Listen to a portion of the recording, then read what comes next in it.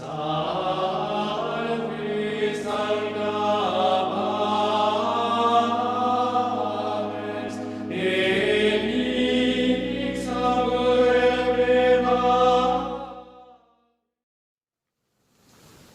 Your Excellency, welcome in France. Thank you. And thank you for granting us a bit of your time for this interview. You're welcome. Thank you. So, first of all, could you briefly introduce yourself and the Cmri for the French-speaking audience? My name is Bishop Mark Pivarunas. I'm originally from Chicago, Illinois. I was born of a Catholic family, and my parents were very traditional-minded. We wore the scapular of Our Lady, we prayed the rosary, we would go to Mass frequently, especially on Sundays. Every Saturday, our family would, as a family, go to confession. We would frequently visit the cemetery. I had an older brother in the seminary. This is in the 1960s when I was growing up. And after Vatican II, as we know, the radical changes in the Catholic Church took place. In some areas of the United States, they happened more rapidly. So in our particular parish in Chicago, the changes were very rapid and very obvious.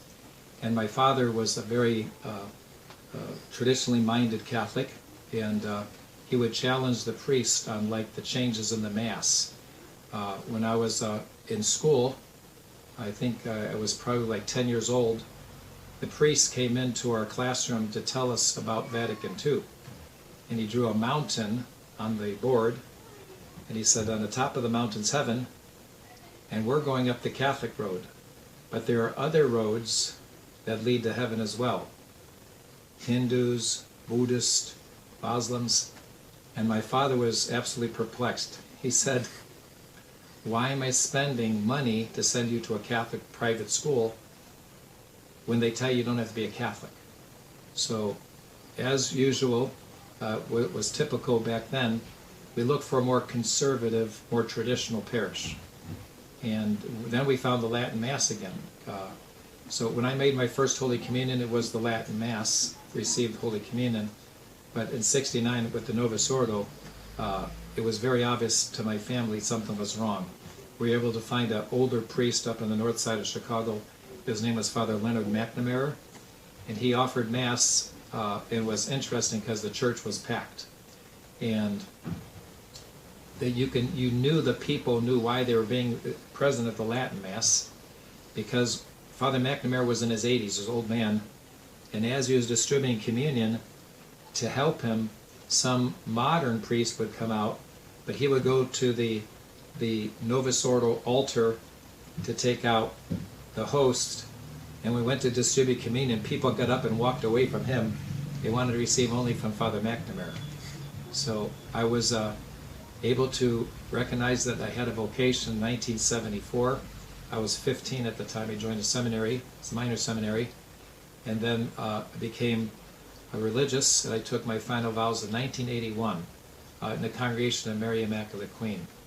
Now this congregation, Mary Immaculate Queen, was started in 1967, before the Novus Ordo, but after Vatican II. It originally was a part of what was called the Blue Army.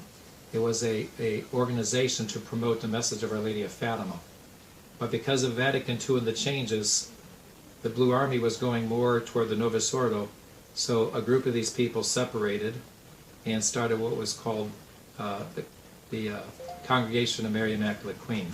And the purpose of the congregation was to have the Latin Mass, the traditional Catholic faith, and promote the message of Our Lady of Fatima.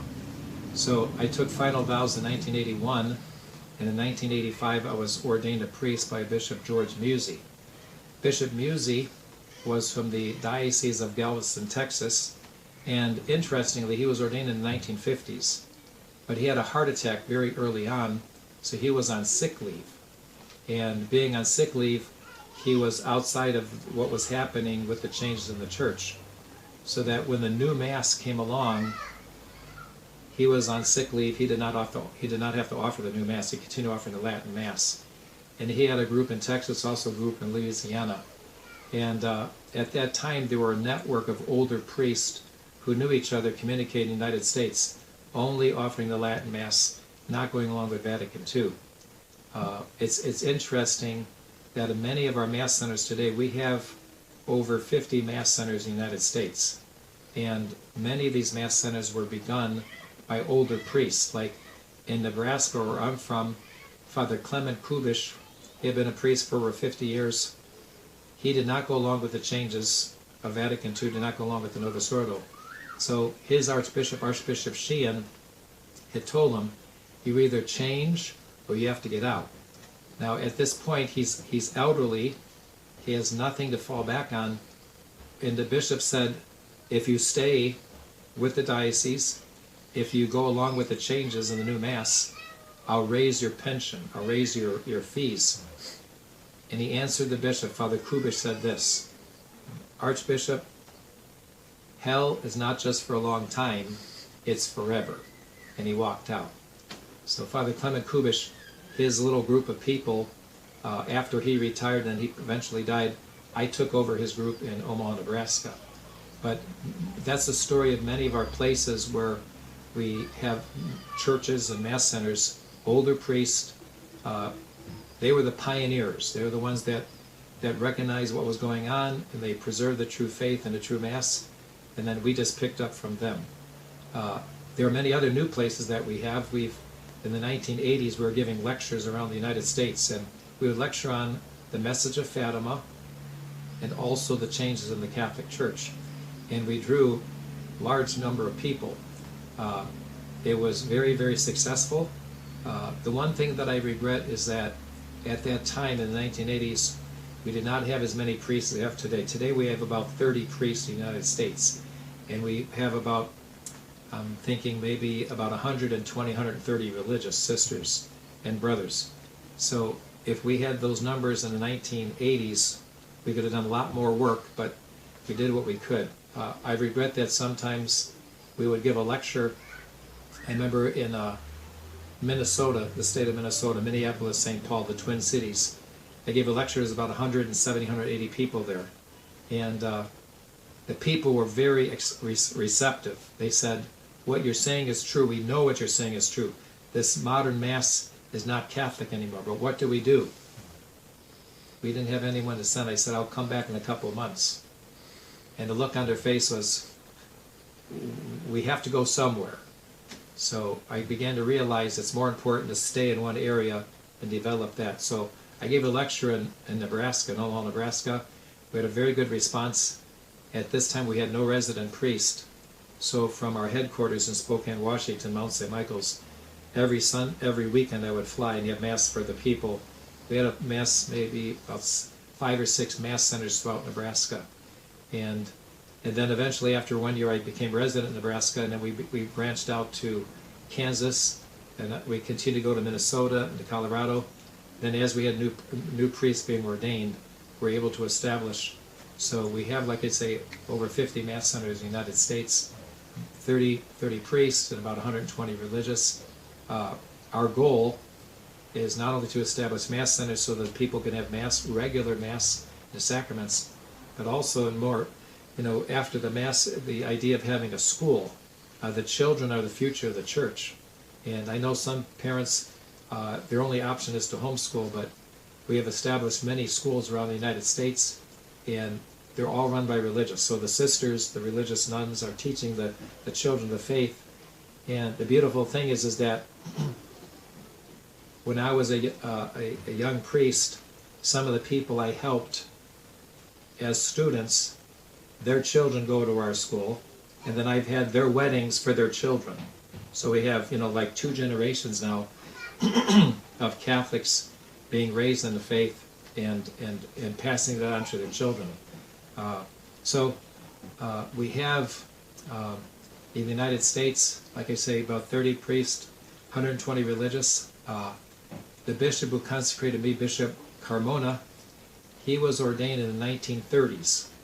And he fortunately was able to retain his church and continue the Latin Mass, because in Mexico the situation is a little bit different. In the 1920s, the Masonic government of Mexico confiscated the churches and the convents and the seminaries. It's amazing when you go to Mexico, you look at a building and you think it's a convent, you think it's a seminary. It's actually the police station. It's actually a military building because the government just took those away. Now, the government allows, obviously, the practice of the Mass and the sacraments and the faith after, things subsided with the persecution, but they continue to consider that they own those churches.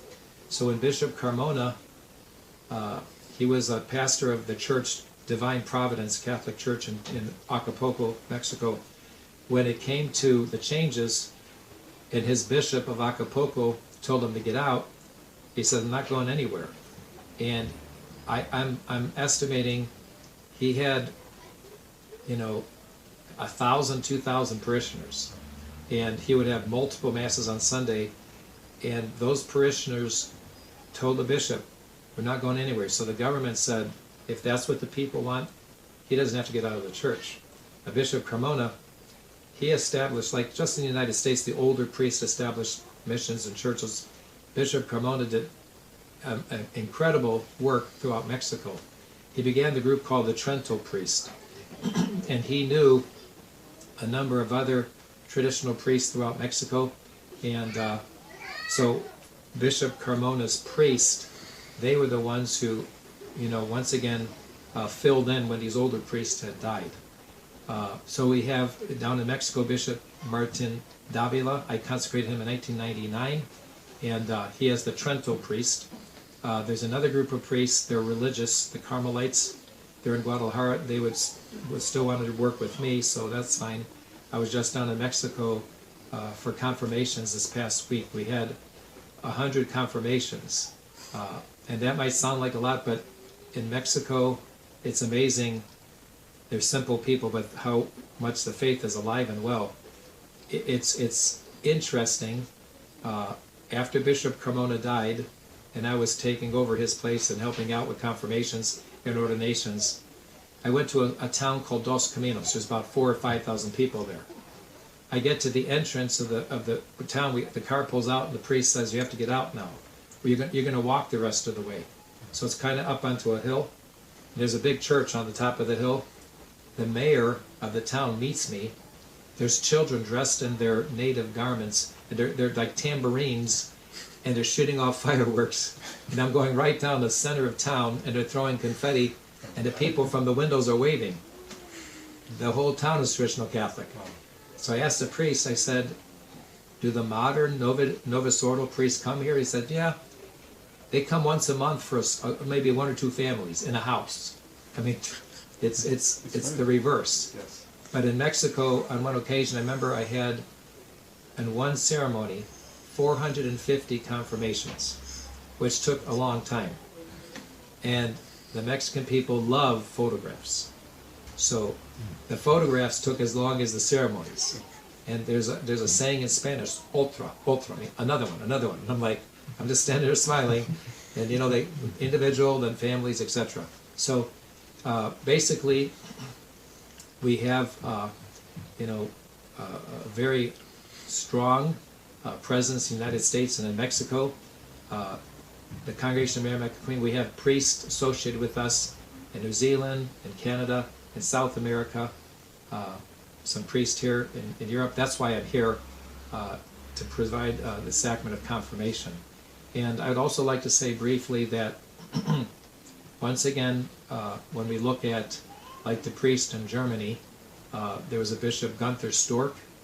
He was the Sedevacantist bishop who was consecrated, and he was, he passed away, but he was from Munich, and so the priests that I help out there were from Bishop Stork. The recently issued motu proprio Traditionis Custodes has left many traditional leaning Catholics, which are in union with the Vatican II Church. Well, they are now in great disarray. And how did you react to this event, and what would be your advice for these traditional Catholics who accept Francis as a Pope? I would hope that they would now begin to recognize the true state of affairs in the church. For a long time, people would try to justify, well, I don't have to worry because I have a Latin Mass. But it's not just the Latin Mass, it's the Catholic faith. They have to come to realize that what happened at Vatican II was not just a change in the Mass. There was a radical change in the doctrines of the faith. And this is the reason why at Vatican II there were conservative cardinals and bishops who opposed the changes. And just very briefly to explain, once again, it's not just the Mass, it's the faith. I would like to get back to the Mass too, because there's a lot of essential points to the Mass. But with regard to the faith, of all the issues, I think prominent, what was the main error of Vatican II is false ecumenism. Pope Pius XI in Mortalium Animos, he condemned false ecumenism.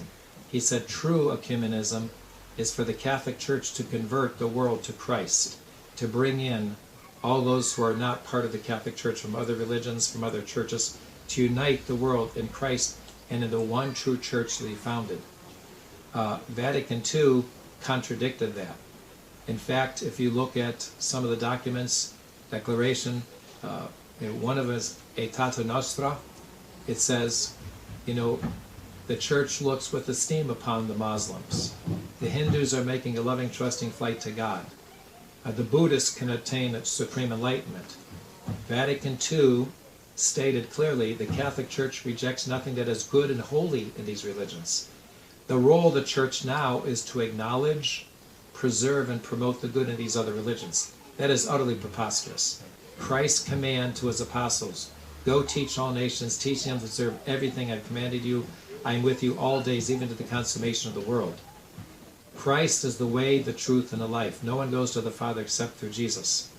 Now, I'd like to share with you just a quick story, and that is Father Clement Kubish in Omaha, Nebraska, when he was expelled from the diocese by his bishop, that same bishop I had to deal with when I was a young priest.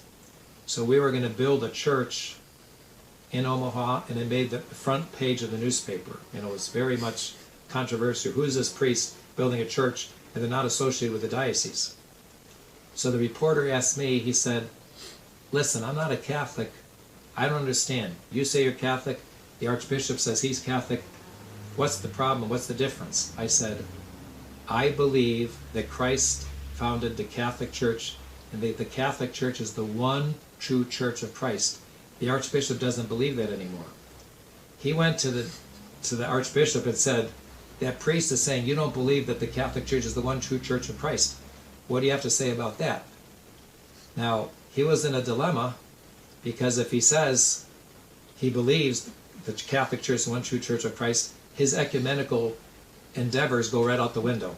Because they get together, the Lutherans and the Methodists and all the other Protestants, so he would be in trouble. So he said, well, I don't want to get into theology in a newspaper. He dodged the, it was a yes or a no. Did you change or you not change? But I think that's the most important issue, is the false ecumenism. And because of false ecumenism, Paul VI wanted to alter the Mass. And interestingly, as I'm sure you can see from the photographs, there were 6 Protestants from Taizé, France, who came and did a they were a part of the commission to alter the Mass.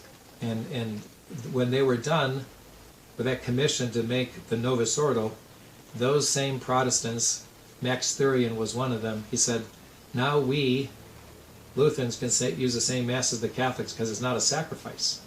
So we have to look at it in this sense. It's not just a matter of the Mass, it's a matter of the Church. Now, for those who were going to the Latin Mass and thinking, I'm happy, I have the Latin Mass, I don't need to worry about anything. No, the issue is deeper. They have to realize the Church has been infiltrated from within, as had been foretold by the Masons some 200 years ago. They said that they would infiltrate within the Church and destroy it from within. So the changes at Vatican II with regard to false ecumenism, religious indifferentism, religious liberty. Many of these are Masonic principles, etc. The problem is what's going on in the church itself. It's not just the Mass. So hopefully they can come to realize that what Francis has externally done is really a part of a plan to alter the Catholic Church. So the false ecumenism, and now he wants to even more promote what they call the ordinary Mass, the Novus Ordo, and exclude the Latin Mass. So I think that it's time for them to wake up to the reality that Francis is not a representative of Christ. Francis is not someone trying to promote the Catholic Church and the Catholic faith. And neither were his predecessors, all those coming from Vatican II. They, in reality, are destroying the Church. Another good example, which is very clear-cut, in the traditional Code of Canon Law, Canon 731, it was forbidden for Catholic priests to give the sacraments to heretics and schismatics, even if they asked in good faith. They would have to first abjure their error and come back to the faith. John Paul II came out with a new Code of Canon Law in 1983, and the new canon, Canon 844, allows for communion to Protestants, which is preposterous. And not only that, but John Paul II extended it to saying, at a mixed marriage, when a Catholic marries a Protestant, a Eucharistic sharing is possible. We all know, not too many years ago, Francis came out with his Amoris Laetitia, his apostolic exhortation, which even modern clergy are recognizing contains heresy.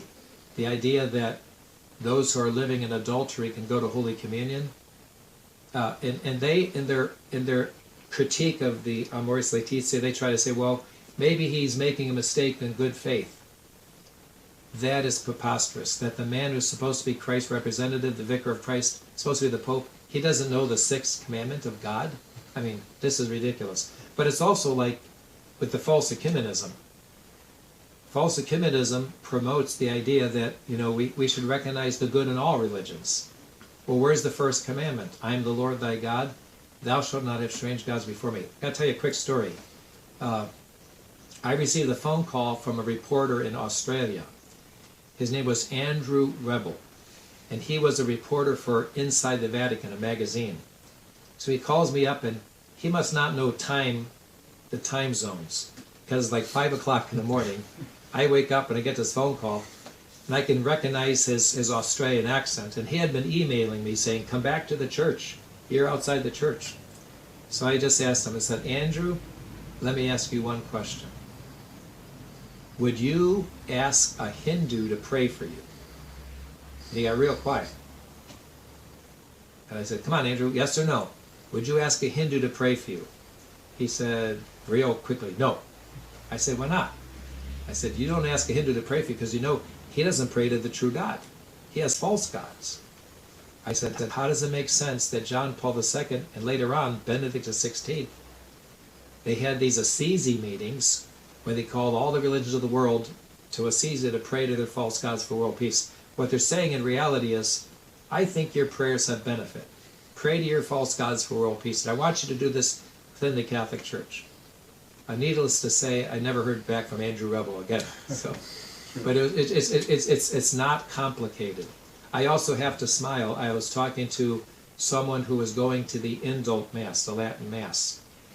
And we were talking about the situation of the church. And he made a comment. He said, what makes me fearful about what you're saying is that it's too logical. It makes too much sense. I said, well, what's dangerous about that?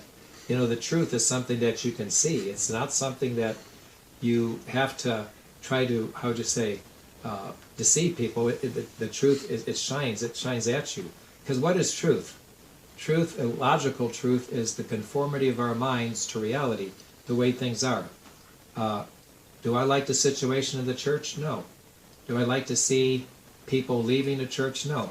Do I like to see what happens in these Novus Ordo supposed masses, all the irreverences and the strange and absurd things going on? No, it's disturbing.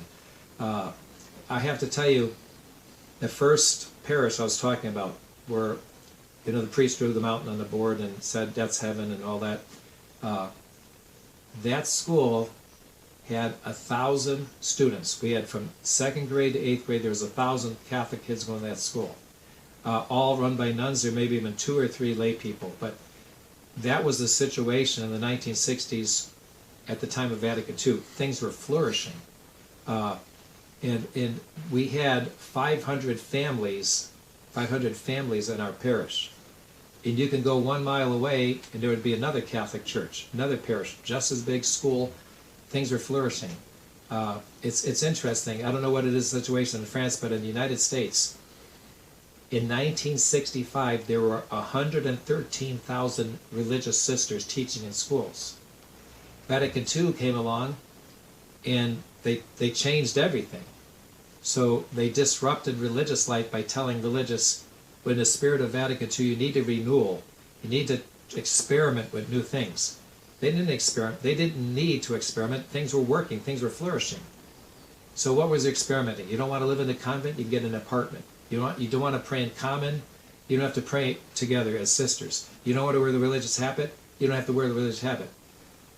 Within 30 years, from 1965 to 1995, the number of sisters dropped to 13,000. They lost 100,000 sisters. That means schools closed, and all these facilities like orphanages and geriatric centers for old people, what the sisters did was just collapsed. It's horrible. I read of an article. Do you have Time magazine here in Sure. yeah. In 1969, Time magazine wrote an article on the seminary, the Jesuit seminary in Rome called the Gregorian Institute. And the title of it was Liberating the Greg. So he goes through a history that St. Ignatius Loyola founded the Greg in the 1500s, and the seminarians all had to wear cassocks, and there was a very strict seminary, but it produced popes, bishops, theologians. I mean, it was just a real, bulwark of Catholicism. Vatican II changed all that. Paul VI got rid of the conservative cardinal. He put in this liberal sociologist priest. I think his name was Hervé Carvier or something like that. He was from France, or from French Canada. And he made the seminary co-educated. So he brought 190-something women into the seminary. Then the seminarians did not have to wear their cassocks. Then they introduced alcohol into the cafeteria. Then they introduced pornography in the small theater they had. And then they started inviting professors from Protestant, churches to come and lecture and teach there. They could also include a rabbi. I mean, is it any wonder? Now, our main headquarters at Mount St. Michael's, Spokane, it housed about 450 Jesuits. 450 Jesuits were housed there. In fact, after World War II, there was an influx of vocations, so they added an addition to Mount St. Michael's. It was built in 1917. By 1977, 60 years later, they put it up for sale. No vocations. We bought the place from the Jesuits, and when we moved in, there's probably, in this huge, massive building, 20 Jesuits left. Older priests and religious. I mean, and they just walked away from it. They left all the beds, all the blankets, all the sheets, all the furniture, the library. They just everything. Just walked away from it. It was just. It makes you wonder. Can't they see, as Jesus said, by their fruits you shall know them? I mean, when seminaries close, when schools close, when convents close, when the numbers of religious drop, there's something wrong here. So for those who have been going to like the indult mass and now it's being taken away from them, I think they need to realize the problem is much deeper than just Latin mass as opposed to the vernacular Novus Ordo. It's much deeper than that. But even actually, when we think of the vernacular Novus Ordo, even that should be a contradiction to them.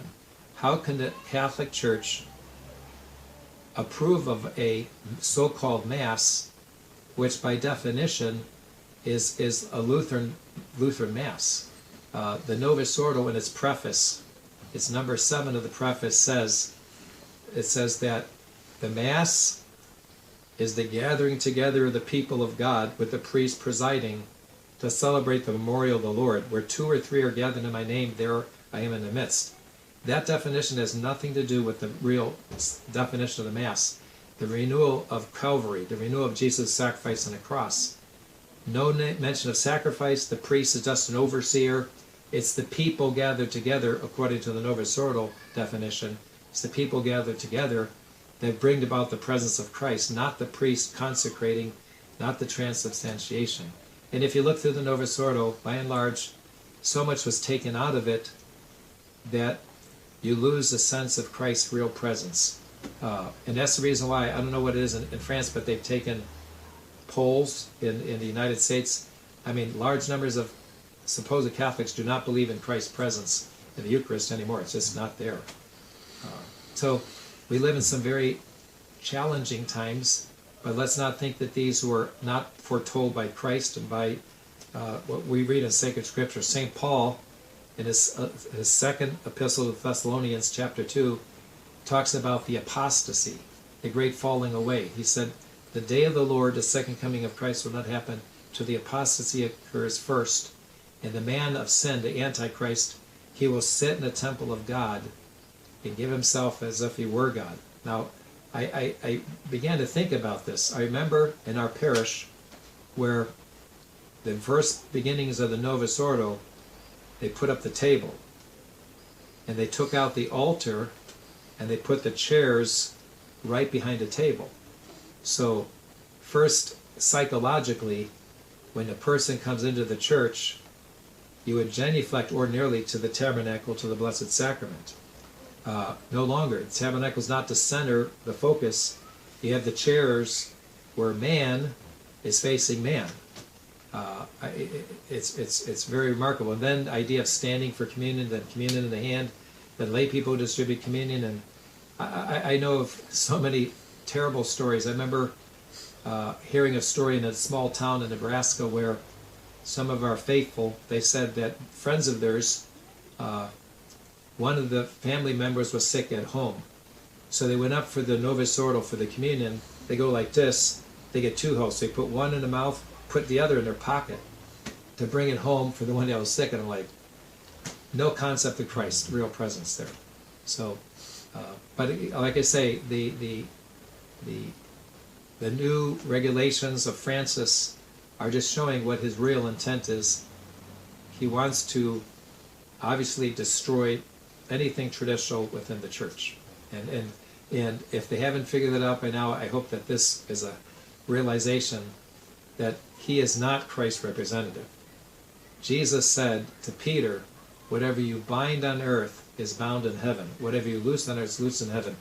And the things that are being done in the modern church in the name of Christ are contradicting what the popes have taught in the past, contradicting what the Council of the Church, especially the Council of Trent, they're contradicting what Christ taught too. And you know, when we're talking about divine law, divine revelation, these men are contradicting divine law and divine revelation. That is not representing Christ. It is not being bound in heaven. These men have no authority to do that. They are not the authority they claim to be. Thank you, Your Excellency. So now I can't help asking you if the Cmri has some plans to spread further in Europe, especially maybe in France. Well, this is our desire. We have seminarians coming in from different parts of the world. So we have had seminarians from New Zealand, from Mexico, from South America, and from Europe as well. We have a seminarian coming in from Poland, and when our seminary is able to take foreign students, and when they get ordained, after they've had some type of a tutelage under an older priest, we can send them back. We have in Germany one of the seminarians who went to our seminary. He's a priest now, but he is working with Father Riesing as Father Johannes Heine. And then there's Father Joseph Weisensteiner. He's working with Father Amar Hambovich in north of Venice and Treviso, Italy. He came to the seminary as well. So as seminarians come and get ordained from their, from the country where they're from, we can certainly send them back. I'd like to tell you an interesting story about the seminary. When we get seminarians from all over the world, you see two things. How on a natural level, how different we are. But on a supernatural level, we're all the same. And I experience this Catholicity. If I go to Mexico or South America, or I go to like England or New Zealand or Australia, I come to, Europe, people are different on a natural level, but on a supernatural level, we're all the same. But I heard an interesting story from a seminarian. He said that there were Americans, French, Germans, and Italians all together, and they're having dinner in a seminary cafeteria. And the French were very proper with chicken. They're eating chicken. So they'd cut their chicken, eat it, take the napkin, wipe their mouth. They never touched the chicken at all. The Americans would grab the chicken with their hands and eat it right from their hands. And the French were saying, whispering, these Americans are barbarians.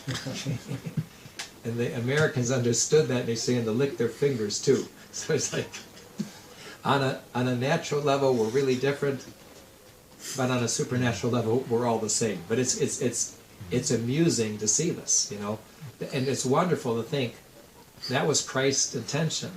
Each country retains its uniqueness. I mean, and that's what makes life so wonderful, so beautiful, is that people are so different, and there's this variety. Yet when it comes to the supernatural, there's this unity. And I have to tell you, when I meet people in South America, and I meet people from other parts of the world, young families just trying to raise their kids in the Catholic faith. Obviously, they have different customs, different language, different cuisine, all that is different. But they're all trying to do the same thing. And you talk to them for just a little while, it's almost like they're family. It's almost like I've known these people all my life.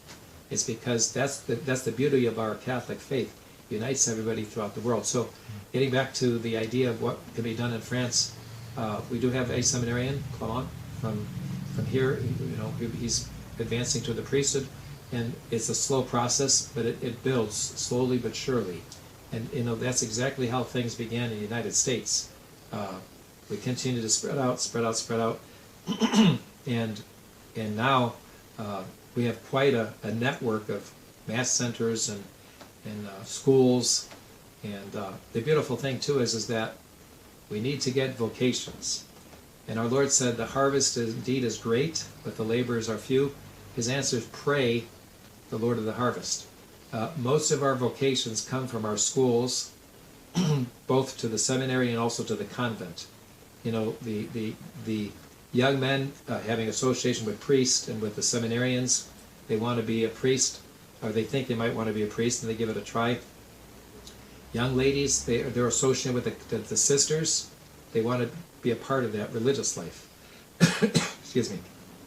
So that's the point. I think we need to pray for vocations, and not only that, but also do our best to try to spread the word and be ready with things that people can see, like what you're doing right now. It's important. I think, maybe in another time or era, people were more apt to read. But with this technology we have today, people don't really want to read. They want to see something quickly and have it digested. So this is good. Sure. So finally, Your Excellency, would you have some general advice for the French traditional Catholics regarding the faith, or maybe even regarding I don't know if you heard about it, but the current events? There are a lot of protests right now in France because of the vaccine mandates. Mm-hmm. So would you have some advice, especially for the Catholics? Well, so getting back to his question about the situation in the world today, for sure, the COVID-19 is a real thing. There are people that die, but I think, unfortunately, it's being exaggerated. We need to protect the old people and those who have a pre-existing medical condition. But for most people, young people and people in good health, they may get it, and at most it's going to be like a flu. They're going to have symptoms of headache, fever, fatigue, achiness. some people have COVID and don't even realize it. They're asymptomatic. They don't even have it. So, but unfortunately, this is being used worldwide to create something that I believe the globalist would like to do, is to reestablish the world. They call it the Great Reset. And this is the worrisome thing, because countries will lose their sovereignty, their independence, to a global government. And the idea of global government, global economy, etc., this doesn't bode well at all. In fact, this is all being, to me, established on something that is basically contrary to nature and to the how Christ wanted to establish things in His church. Each country is unique. Each country is different, and each country needs to govern itself, and not just some world bureaucracy that's going to dictate how you're going to live and what you're going to do. It takes away people's rights. It takes away people's freedoms. Now, the dangerous thing is that they can use this to prohibit people from going to church, from people from worshiping. They can control people. So I think the COVID thing is a real disease, but it's being exaggerated to the point where protect the old people, protect the people with medical conditions, but for most people, they're going to get the COVID, they're going to build an immunity, and they're going to be fine. I tested positive for the antibodies, so I know, I could remember back in November I was sick, I had COVID, and I have the antibodies, so I built an immunity to it. And doctors will tell you, your immunity is the best thing you can have for it. You know, not a vaccination, and even a vaccination is experimental, and I've heard many controversial things. There are doctors on both sides, some saying vaccination is good, some saying vaccination is bad, but what is bothersome is that the doctors who are being critical of the vaccination, they're being deplatformed, they're being silenced. Why? You have something to hide? What is this all about?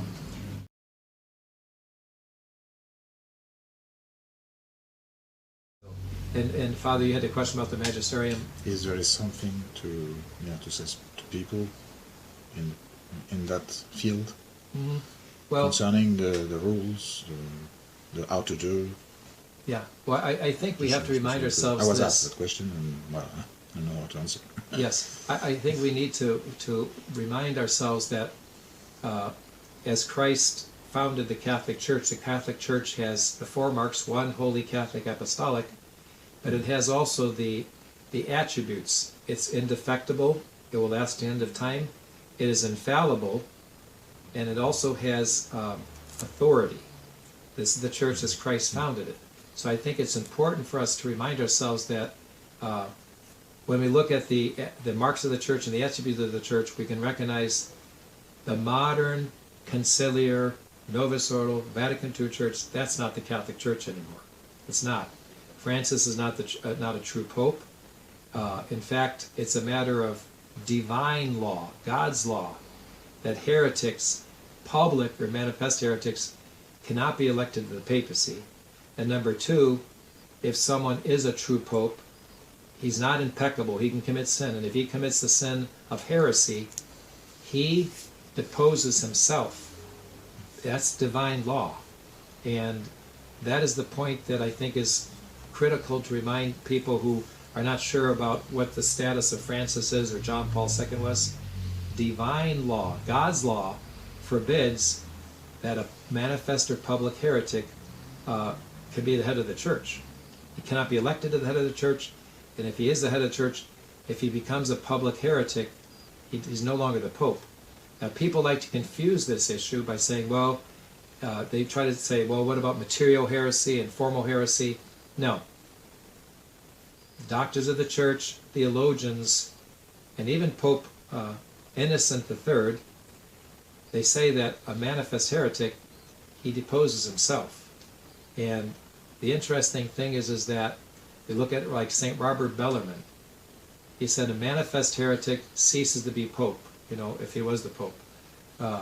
Saint Francis de Sales says the same thing. Saint Alphonsus Liguori, canonists say the same thing, because of the nature of the church. The church is a visible society where we recognize who's a member, who's not, by not only baptism, but as St. Robert Bellarmine says, by baptism and by the public profession of the faith. That's how you know someone's a member of the church. They never use formal heretic. They always use manifest heretic, public heretic, notorious heretic. Why? Because the Pope himself, by his public heresy, falls away from the faith. And if it wasn't, if there was any doubts in people's mind before, in the past, with Francis, it should be especially clear, this man is not a Catholic. The things that he's saying and doing, not just in matters of faith, like false ecumenism, religious liberty, but even more so now with regard to morality. I mean, he seems to recognize and invite transgenders to the Vatican, and who am I to judge, homosexuals? I mean, Scripture is very clear about that. It's interesting. You would not know this from France, but the United States, there is an outdoor show, and the gentleman, he likes to shoot ducks. He likes to duck hunt. So he has long hair, long beard. He looks really scary, and he looks very rough, but he also is Christian. And he publicly stated that marriage is between a man and a woman, not two men, not two women, and he said that's like an abomination. So everyone, the media attacked him, etc., etc. Around the same time, Francis was saying, who am I to judge? So I'm thinking, this hillbilly, you know what a hillbilly is? Yes. This hillbilly, this country bumpkin, knows the law of God, and the man who's supposed to be the Pope doesn't. This is absurd. Yes, indeed. So I don't know if you have another question, Father?